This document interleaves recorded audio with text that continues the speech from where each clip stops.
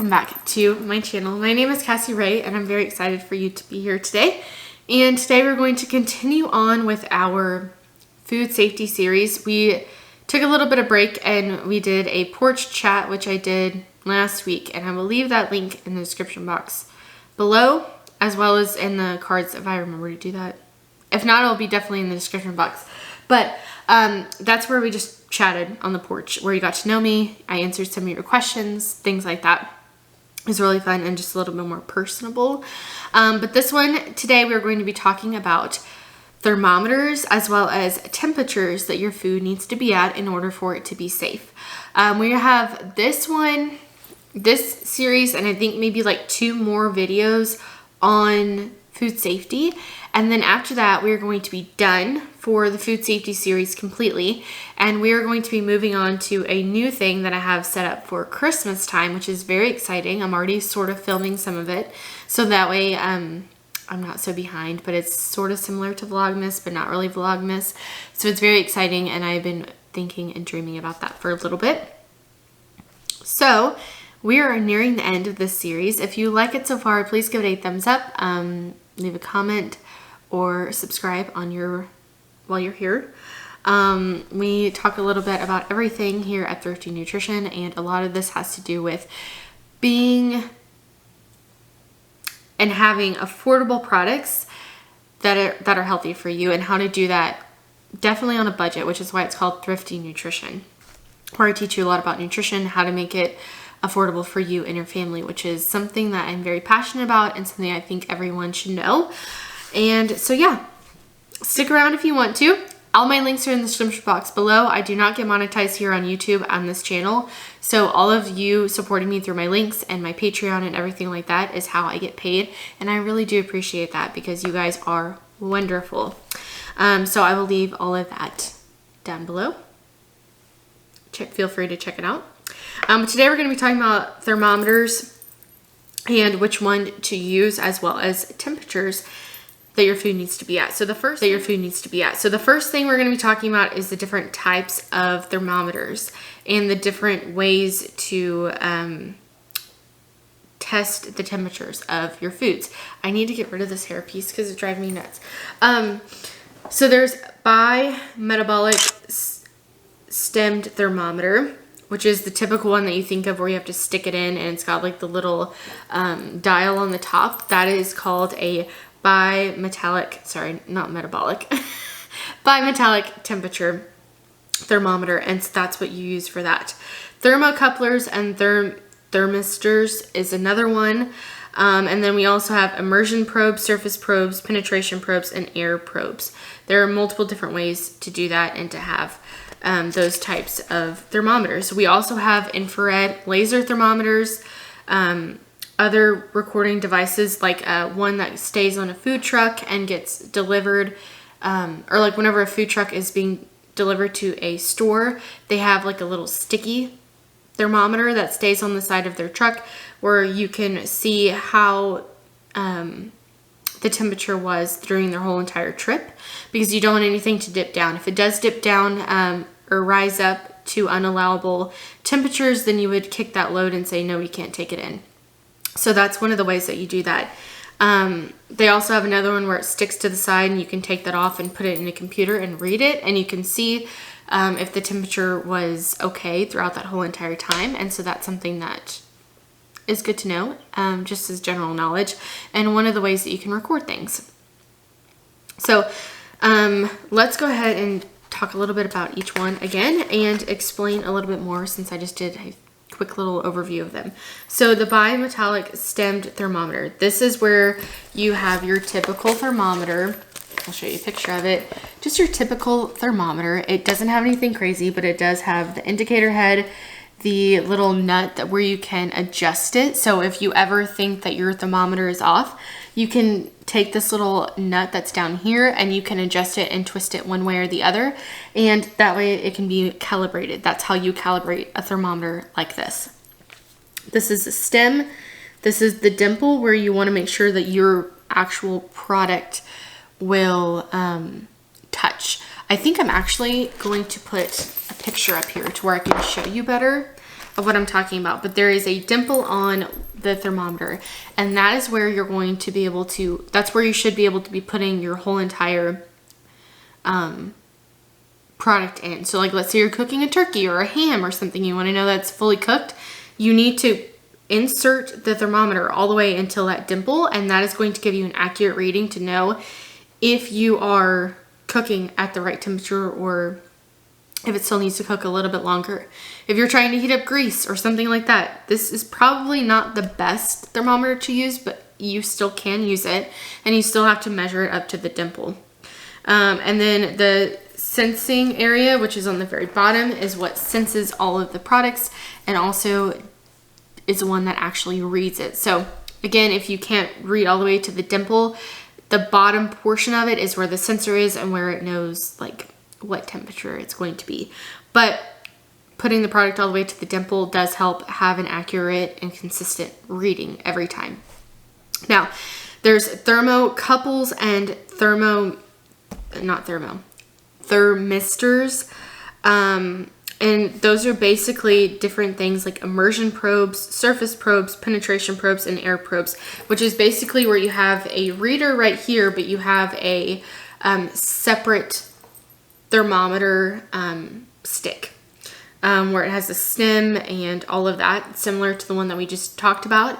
And this is one where you can put it in oil, which is the one that I do recommend for oil, because you can hold on to like the probe, and then like the little stick can go into the oil, and you're not going to be super close to it. You don't have to put your hand in it.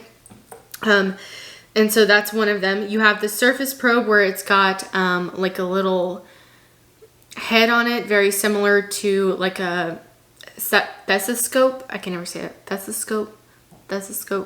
It's similar to that, and you can just like hover over something and it gives you the right temperature reading. You also do have to still like touch it onto the product, but it's just mainly more for surface, not for internal temperatures. So I guess that should probably help you guys. If you want a like internal temperature of something, which is where you would need to probe it, using the last thermometer that we just talked about with the bimetallic stemmed thermometer. You would need a stemmed thermometer basically for any sort of internal temperatures. But if you're just looking for surface, like is the oil hot or not, surface probes are really good. And then air probes are also really good. The ones that I want to mention too is the immersion probes and the penetration probes. They're about the same. The immersion probes are for liquids and hot liquids, which is something that you would want to do, like soup, sauces, frying oil. That would be the one that you would want. A penetration probe is the probe where you would actually penetrate something, which is where you would go inside of a particular meat product or food product, and that is where you would test it. Again, it has like the little reader, and it has a cord, and you can change out the different types of readers on the bottom. Any of the actual thermometer pieces. So I'm going to link my favorite one in the description box below for a thermocouples and a thermistors, as well as the just typical thermometer. I have some favorites, and I think that they would be very helpful for everyone to have in their home. So I'm gonna link those in the description box below for you guys to look at. Then you have the typical infrared thermometer. Everyone knows that one. It's the one with the laser. You just point it at the particular product. Again, this does not get the exact internal temperature, but it does give you a good idea and gauge as to what the product temperature is at, but it doesn't give you an accurate reading of the internal temperature, just more of the like type of surface. Now, it also matters whenever you are using one of the infrared lasers, the distance that you're at. You want it relatively close to the food without touching it. So as close as you can get without touching it is what you want for the thermometer to be at. Barriers, do not take readings through metal or stainless steel aluminum, and do not take it through glass. You have to be like over the top of the product, and you have to be as close to the product as possible without touching it. And then if you think something is off or whatever, read the manufacturer's directions and use that, because that is what's going to give you the most accurate readings as well. So that's on just your normal infrared thermometer. So you don't want to do it far away. You want to do it as close to the product as possible. Then we have general thermometer guidelines, just some things to talk about. Those are all the different types. Again, I will link all my favorites down below because I do think they're very helpful to have and to know from a food scientist who has used many thermometers, which one is the best. Well, best in my opinion. I wouldn't say that they're like the best, but I find that they are the tried and true ones that never mess up, that always give you an accurate reading. Those are really good. Now, just general guidelines, cleaning and sanitizing using an alcohol wipe at the end, or washing it and letting it air dry is really good. Those are really important. You need to let it air dry. And then washing it after every use is very important. Calibration, I would say once or twice a year before you're going to use one. I think it's very important to make sure that's calibrated. So what you do is take ice water and you make sure that it reads correctly, and then you also take room temperature water or boiling water and you check to make sure that's accurately reading. So the accuracy, I'm going to put the particular temperatures that it needs to read for ice water and boiling water to kind of give you an idea. But that's basically what you need to know as far as, is it calibrating correctly or not? The calibration and how you calibrate your particular thermometer depends on your type of thermometer. So again, the one I already talked about where it has that little nut on the top is the easiest way to calibrate it, because you just twist it and that will calibrate it, and you'll measure it again until it reads 32 degrees or whatever the different types that I'm sharing with you right here. Now, if you have a laser one, that's going to be a little bit different. You have to use your manufacturer's instructions on that. And then the other one, which is all of the different types of probes that you can have with that little dial thermometer, you're going to need to look at and make sure that that is correct. Let's see what else. The glass on thermometers that can break. So just making sure that there's no cracks or anything like that on there is very important. And then checking temperatures, just making sure that you're putting your thermometer in the thickest part of the meat or the thickest part of whatever you are cooking and you're needing the internal temperature of. Going through the thickest part is very important, because that is what is going to be able to give you the most accurate reading. And then also making sure that you're not going all the way to the bottom of the pan or all the way to the bottom of that thing that you are cooking in. Because of the fact, if you go through all the way to the casserole dish and you've touched the bottom of it, you're touching and you're testing the temperature of the glass. You're not testing the temperature of the product. So you need to at least go all the way halfway down the product at the thickest part of that particular product to get an accurate reading. So there's that, and you at least have to keep it in for like around 15 seconds at least to order to be able to get a good accurate reading on what your product is. All right, so like I mentioned, we're going to be talking about the temperatures of the products that you need to have. So now we have the types of thermometers that are out there. We have how to take care of your thermometer and what the best practices are with that. And now we're going to be talking about what the temperatures need to be. It depends on the type of product of what temperature it needs to be. And if you're wondering, I'm going to leave like a little chart right here, and you can screenshot it or pause this video and screenshot that. But also there are just different categories, which I'm going to be talking about, and that is the temperature that it needs to be. So 165 is for poultry, stuffing, or stuffed meat. So basically poultry, which includes anything like ground chicken, turkey, duck, anything poultry related, it needs to be at least 165 for 15 seconds. Stuffing, like Thanksgiving stuffing, made with fish, meat, or poultry, needs to be at 165 for at least 15 seconds. And then dishes that were previously cooked. So like, let's say your leftovers in the fridge, if you're going to put them in the oven, they need to reach 165 for at least 15 seconds. And then ground meat is another one that needs to be at 155. So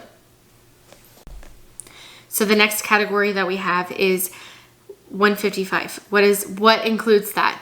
Ground meat, injected meats, so like ham, that's an injected meat. Bacon, that's an injected meat. Trying to think what else. Trying to think.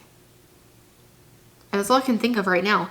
But anything that's brined and that are thicker cuts need to be at least 155. Ground meats, pork, anything like that needs to be, any ground meats need to be 155. Any mechanically tenderized meat, so this is going to be your tenderized round, so things that you like, your chicken fried steak, your chicken fried chicken, your steak fingers, all of those things have to be at least 155 whenever cooked. Anything like ostrich and emu, those need to be cooked to 155. Ground seafood or minced up seafood. So like if you chop up, like if you have minced crab or minced shrimp where you chop it up a lot, it needs to be at least 155. And then shell eggs that are not to be held for service. Those are all things that need to be at least at 155 whenever you're cooking your products. Now that brings me on to the next category, which is 145. If you're looking at Celsius and you need Celsius times, I'm going to put those on the screen.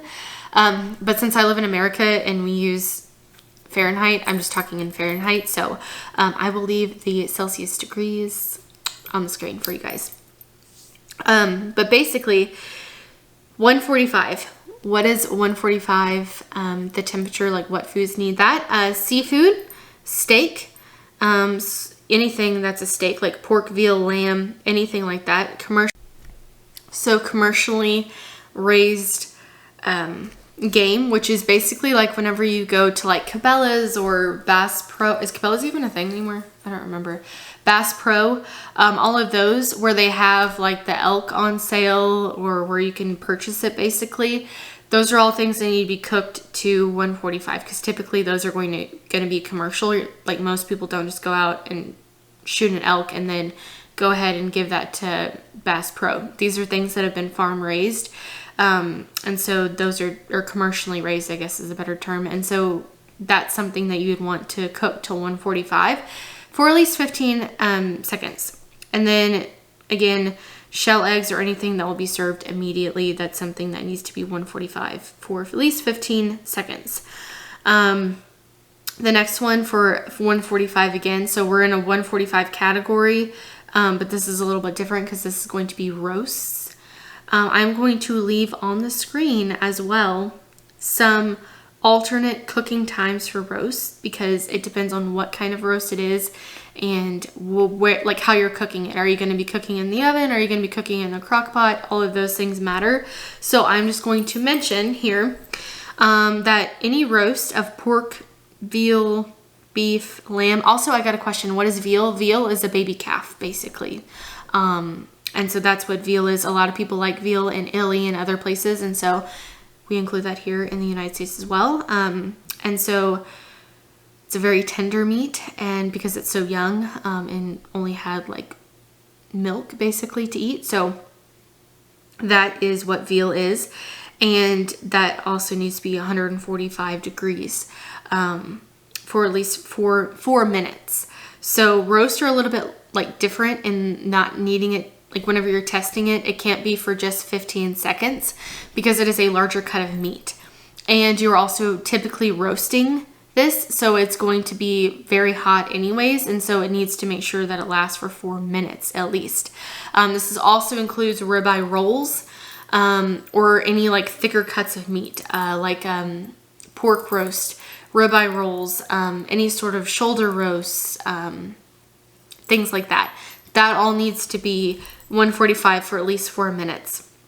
Any type of roast. But I will include other temperatures on the screen. This is specifically for like ribeye roast or things like that where you want it to still be kind of medium rare. Because typically you can have medium rare meat if it's a steak or a roast because the inside of the meat is sterile. It is whenever you have tenderized meat or ground meat where the outside became the inside, and so it's not sterile anymore. It's actually more contaminated than if it was a roast or a steak. So I will leave those here. Again, you can screenshot anything you want on this video to be able to help you later on. And then fruits, vegetables, grains, or anything that's going to be hot held. So if you already cooked something for Thanksgiving or Christmas and it needs to be warmed up, or it needs to stay warm for a long period of time, and you have everybody's stuff in your oven, keep it at 135 and let everything stay warm in there. Because 135 is a safe temperature that will allow everything to stay warm, but not get burned. Everything will stay warm and exactly how you cooked it, but it also will not allow any bacteria to grow, which is a big deal. So if you have stuffing or anything like that, whenever you made your stuffing, you need to make sure it's 165 for at least 15 seconds. And then after that, you need to cool it down to 135 within the first 2 hours of taking it out of the oven. And then after that, you can cool it in your fridge for up to 4 hours, or leave it out for at least 4 hours as well. You can leave it out for 4 hours. And then if you need to heat it up or anything like that, you need to put it in an oven that's 135 and keep it hot held for that period of time.